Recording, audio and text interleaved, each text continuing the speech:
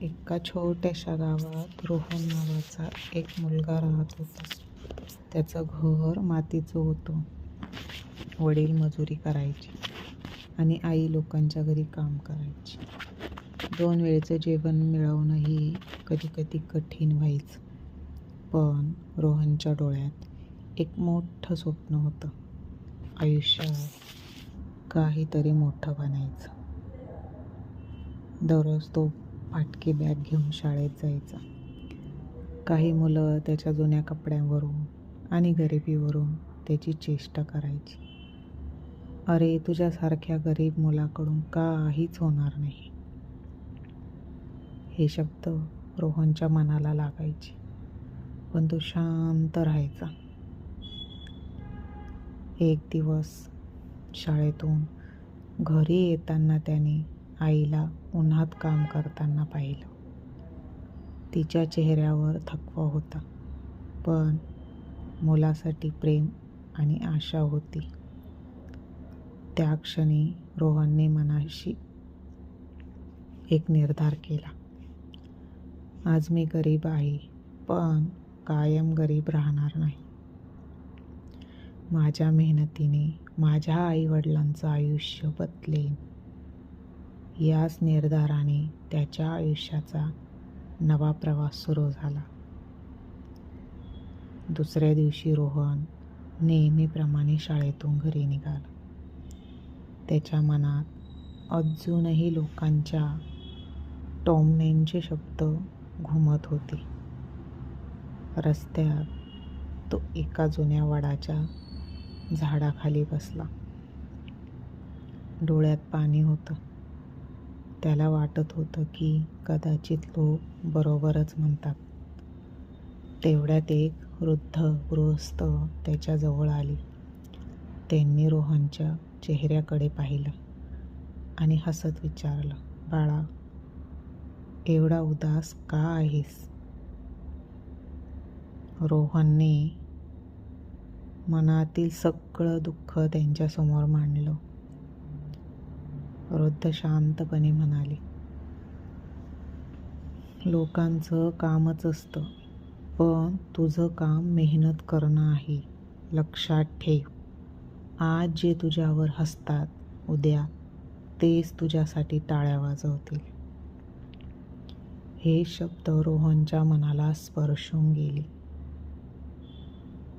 वृद्धांनी त्याला एक छोटी पेन्सिल देत म्हटलं, ही पेन्सिल पाहतोयस? ती जितकी घासली जाते तितकं सुंदर अक्षर लिहिते. माणसाचंही तसंच असतं. संघर्ष जितका मोठा, यश तितकंच मोठं. रोहनने ती पेन्सिल आपल्या खिशात ठेवली आणि स्वतःशीच म्हणाला, आजपासून मी कोणाचेही बोलण्याने थांबणार नाही. माझी ओळख माझी मेहनत ठरवेल. त्या दिवसापासून त्याच्या आयुष्याला नवं वळण मिळालं. त्या दिवसानंतर रोहनचं आयुष्य पूर्णपणे बदललं. तो रोज पहाटे 5 वाजता उठायचा. आईला घरकामात मदत करायचा आणि मग शाळेत जायचा. शाळेनंतर तो एका छोट्या दुकानात काम करायचा, जेणेकरून खर्चाला थोडी मदत होईल. रात्र झाली की सगळे झोपायचे, पण रोहनचा दिवस तेव्हा सुरू व्हायचा. एका छोट्याशा दिव्याच्या प्रकाशात तो तासनतास अभ्यास करायचा. पण यशाचा रस्ता सोपा नव्हता. पहिल्याच मोठ्या परीक्षेत त्याला अपयश आलं. निकाल हातात घेऊन तो खूप रडला. त्याला वाटलं, इतकी मेहनत करूनही मी हरलो. पण त्याच वेळी त्याला त्या वृद्ध माणसांचे शब्द आठवले, जितका संघर्ष मोठा, यश तितकंच मोठं. रोहनने अश्रू पुसले. त्याने अपयशाला शेवट नाही तर नवीन सुरुवात मानली.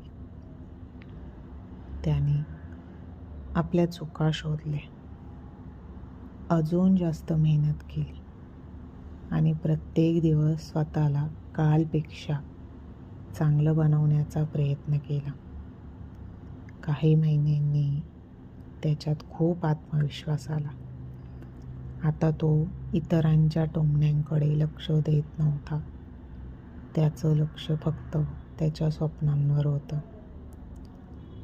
त्याला समजलं होतं, एका दिवसात मिळत नाही यश.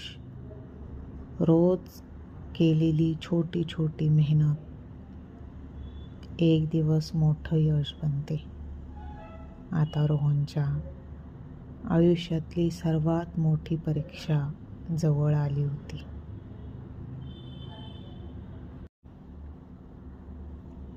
अनेक महिन्यांच्या अथक मेहनतीनंतर तो दिवस उजाडला. रोहनच्या आयुष्यातील सर्वात मोठ्या परीक्षेचा निकाल लागला होता. त्याचे हात थरथरत होते, हृदयाचे ठोके वाढले होते. त्याने मोबाईलवर निकाल पाहिला. काही क्षण तो शांत उभा राहिला. अचानक त्याच्या डोळ्यातून आनंदाश्रू वाहू लागले. रोहन उत्तीर्ण झाला होता आणि उत्कृष्ट गुणांनी तो धावत घरी गेला. आई अंगणात काम करत होती. रोहनने आईच्या हातात निकाल दिला. आईने निकाल पाहिला. क्षणभर काहीच बोलली नाही. तिने रोहनला घट्ट मिठी मारली. तिच्या डोळ्यातून आनंदाचे अश्रू वाहत होते. ती म्हणाली, बाळा, आज आमच्या सगळ्या कष्टाची चीज झालं. वडिलांनी अभिमानाने त्याच्या खांद्यावर हात ठेवला. ज्या लोकांनी कधी काळी त्याची चेष्टा केली होती तेच आज त्यांचं अभिनंदन करत होते. पण रोहनच्या चेहऱ्यावर गर्व नव्हता.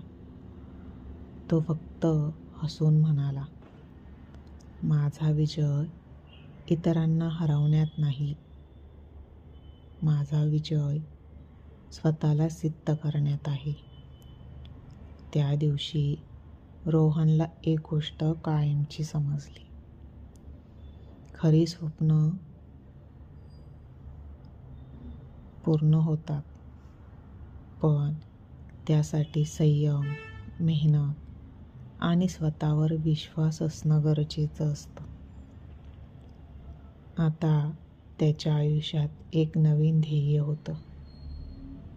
स्वतः यशस्वी होण्याबरोबरच इतरांनाही यशाचा मार्ग दाखवायचा. तुम्हाला ही स्टोरी कशी वाटली ते मला कमेंट करून नक्की सांगा. यश मिळवण्यासाठी, ध्येय मिळवण्यासाठी थोडा संयम असावा लागतो आणि या संयमातूनच खूप मोठ्या प्रकारचे यश आपल्याला मिळत असते. तुम्हाला जर अशा नवीन स्टोऱ्या ऐकायला आवडत असतील तर मला कमेंट करून सांगा आणि माझ्या चॅनलला लाईक करा, शेअर करा आणि सबस्क्राईब करायला विसरू नका.